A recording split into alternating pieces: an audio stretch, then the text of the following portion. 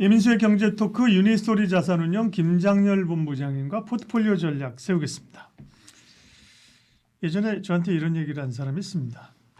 세상에는 말이야 유럽을 갔다 온 사람과 갔다 오지 않은 사람이 있어. 이분법적으로. 네. 그렇죠? 제가 유럽 간다 그러니까 오래전에 그 얘기를 했던 것 같아요. 예, 예. 그러니까 모든 그 이분법이라는 게 있잖아요. 그죠? 네.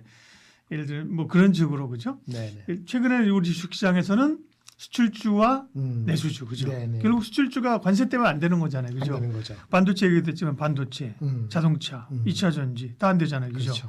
그래서 이제 내수주 쪽을 보자고 하는데요. 네. 그런 어떤 방어적인 전략, 내수주를 중심으로 한 전략이 맞습니까 지금? 그 녹화하는 이 순간 해서 기준에서 일주일 전으로 들어가면 정확히 맞습니다. 그래 지금은 근데 아니야 또? 그 일주일 전과 네. 이 녹화가 나가는 사이에만 한 열흘 정도 되는데 네. 그 사이에 주가 많이 올라왔을 거 네. 많이 올라왔는데 그걸 설명하는 꼴이 되니까 네. 이게 매일매일 하는 것도 아니어서 아. 쉽지가 않은데요. 그러니까 이렇게 상당히 공격적으로 얘기하긴 그렇다. 주가가 그렇죠. 올랐으니까. 네. 그런데 지금 이제 4월 29일 오늘 이게 그 일본은 기준으로는 이제 그 무슨 뭡니까 골든 위크 쉬는 날이야. 오늘부터 4월 29일부터 5월 6일까지. 중국도 노동절 5월 1일부터 5월 6일까지. 우리나라도 5월 1일 날 노동절 쉬고요. 무슨 얘기냐? 어차피 각국이 수출이 만만치 않죠. 우리도 포함해서. 그렇죠. 그러면 내수를 부양하려는 게 하나 있죠. 예. 작용이 있으면 반작용이 있죠. 반작용이 뭐죠? 추경이라든가 아니면 중국도 뭐 얼마 어떻게 원하냐면은 중국 내에서 면세점 돈을 살 때요. 면세 한도를 높였고요. 그냥 면세 신청할 수 있는 한도. 그러니까 면세할 때 한 번에 상급받는 금액도 높였어요. 한 30, 40% 높였더라고요. 그리고 우리나라도 호텔 신라 같은 경우 보니까 그 면세점이 여러 군데 있는데 해외도 있고 싱가포르 공도 있고 한국에도 인천공항도 있고 시내점도 있는데 시내점이 다른 점은 이제 비용 때문인데 시내점이 플러스로 들어온 게 작년 4, 4분기인데 이익이 한 7%대로 올랐어요. 그 어저께 맞아요. 녹화하기 전날 외국인들이 많이 오잖아요, 사실. 그렇죠. 한국에. 근데 우리가 나가는 그 아웃바운드 수요 인천공항 같은 데 썰렁하지만 인바운드. 들어와서 그죠? 수요하는 거는 맞습니다. 말이 되네. 예. 그래서 이제 어저께 호텔 신라가 실적이 대단한 게 아니고 언이 아니지만 그게 이제 내수 그 시내점 그래서 잘하면 1분기 늦어서 3분기에는 회사 전체가 흑자로 변한다는 것 때문에 10몇 프로 오른 거예요. 근데 녹화하는 이 순간 오늘은 뭐 보합과 마이너스가 왔다 갔는데 어제 많이 오르고 목표 주가가 4만 1천만 원인데 주가가 4만 4천 원 가니까 더 이상 안 가는 것 뿐이죠. 뭐 한편에 또 어떤 게 있죠. 롯데 관광개발, 롯데그룹과 관계 없습니다. 근데 이거는 제주도에 있는 카지노하고 호텔 운영하는 네. 건데 매출의 한 60%가 카지노 이런 쪽이고 호텔 이런 쪽입니다. 그런데 이것도 와서 그 베팅하는 금액 드랍앱이 역대 최고예요. 1분기가 비수기인데도 이런 거를 봤을 때는 그 어차피 각국이 내수 또는 자기 나라에 오는 외국인 이거 대상으로 할 수밖에 없다. 이 관점이 한 일주일 전부터 이 트럼프 이슈가 있을 때부터 야금야금 오른 거죠. 요거하고는 다른 거지만은 내수 중에서도 유통업체 중에서 이마트가 있죠. 이마트는 구조조정, 그다음에 경쟁사가 자빠진 거 이런 것들 때문에 또 주가가 많이 오른 겁니다. 그 트럼프 주니어랑 친하잖아. 이런 거.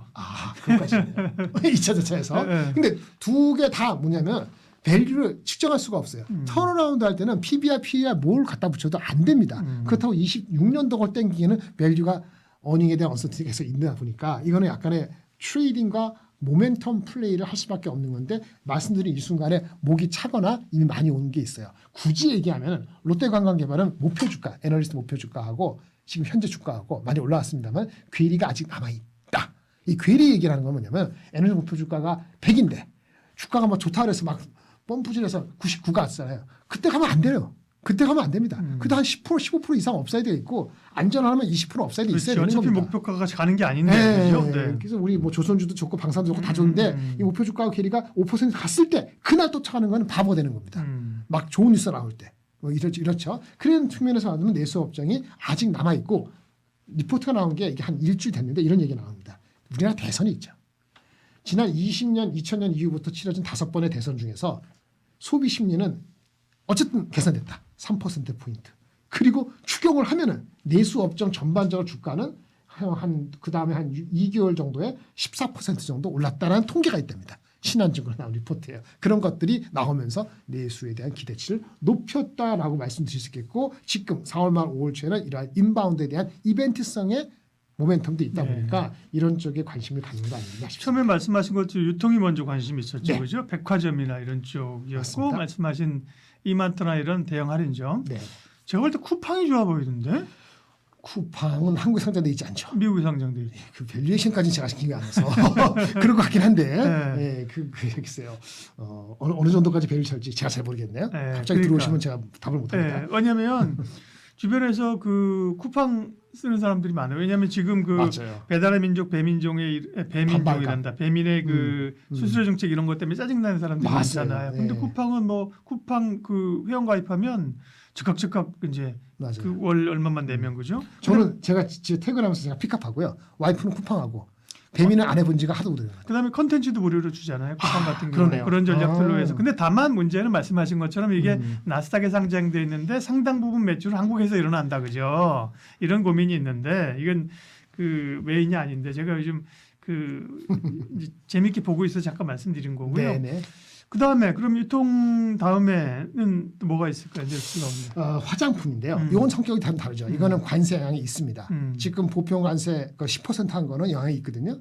최근에 조사한 게 있어요. 보편 관세 때문에 어떤 영향이 있냐고 한 열 몇 군데한테 국내 에너지가 조사를 했어요. 이것 때문에 브랜드 판매하는 사람 OEM 저쪽에 OEM이 아니고요. 저기 그 미국에서 다이렉트 수입하는 구매자 뭐 한 몇몇 물어봤더니 10%까지 괜찮답니다. 뭐 얘가 양보하고 제가 양보하고 이렇게 한다는 거예요. 근데 이게 이제 진짜 관세를 20% 매기게 되면은 어쨌든 가격을 전가시켜야 되거든요. 그러니까. 근데 문제는 가격을 전가시킬 때 미국에서 수입하는 화장품은 프랑스가 우리나라 다음이고요. 우리가 프랑스보다 앞선 게 한 2, 3년 됐습니다.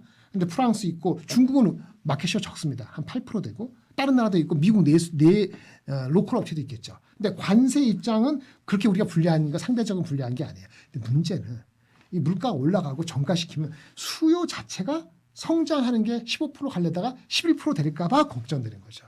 그래서 화장품 업체의 실적이 좋음에도 불구하고 막 혼란스럽습니다. 왜? 미국만 보지 말고 유럽, 아시아 쪽에 다양하게 분포되어 있는 회사는 괜찮지 않겠어요?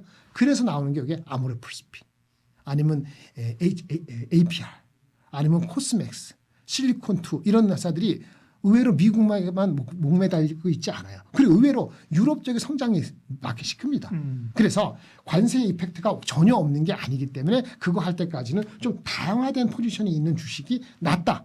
근데 실적이 지금 발표되고 있죠. 어저께 LG생활감 발표되고 오늘 발표하는 이 순간에 아모레도 나왔을 것 같은데 내일 아모레죠. 30일 아모레인데 실적이 견고한데 관세형이 있을 것 같긴 한데 다른 나라보다 불리하진 않고 그렇죠. 그러면은 이제 중국이나 유럽 쪽에 중국 유럽 쪽에 좀 관세 이펙트가 없으니까 괜찮은 것이 공통적으로 걸리는 게 아모레입니다. 그리고 유럽 쪽까지 하면은 APR하고 그렇죠. 이런 쪽에 실리콘2하고 영향이 미치고요. 이런 중심으로. 근데 상대적으로 중저가 브랜드 있잖아요. 인디 브랜드 우리 조금만 해서 이런 건 조금 쉽지 않습니다. 왜냐하면 상반년 어차피 그 결정을 매입하는 쪽에서 결정을 늦출 수 있거든요. 그러면 실적적으로 보탬이 되는 거는 중저가 브랜드 업체들은 인디 브랜드는 하반기에 있어서 앞쪽은 대형주 위주로 미국 말고도 이펙트가 중국이나 유럽 쪽에 있는 대형주 위주로 살펴보신다면 전체적인 화장품 밸류에이션이 아주 부담스러운 숫자는 아니기 때문에 이게 뭐 반도체가 올라온다 해서 화장품을 까고 반도체 사고 이러지는 않을 거거든요. 많이 오른 정보 어떤 거죠? 조선방산 같은 경우는 핑계를 대고 다른 섹터가 만약에 수급을 뺏어가면은 이걸 내놓을 가능성이 있는데 화장품은 그런 건 아니기 때문에 중간에 적절한 니치 정도로서 말씀을 드릴 수 있다. 이렇게 말씀드릴 수 있겠습니다. 그동안의 화장품이 사실은 예전에 1세대는 사실 대형주가 좋았고요. 그렇죠. 아모레퍼시픽 그다음에 LG생건이고 2세대는 사실 인디 브랜드가 좋았잖아요. 맞아요. 그죠? 지금은 또 약간 또 양상이 다르군요. 그죠? 그러니까 관세 있으니까 예. 결정을 못하고 미뤄줄 수 있는 거거든요. 예. 예. 그럼 이제 어떤 기업들이에요? 아까 말한 거 그래서 네. 아까 실적 좋을 수 있는 그냥 미국 말고 유럽하고 저기 아시아 중국 쪽 괜찮은 거. 그게 뭐죠? 아주 안전하려면은 OEM인 코스맥스인데 좀 둔탁하고요. 아모레퍼시픽이 가장 핏한 거.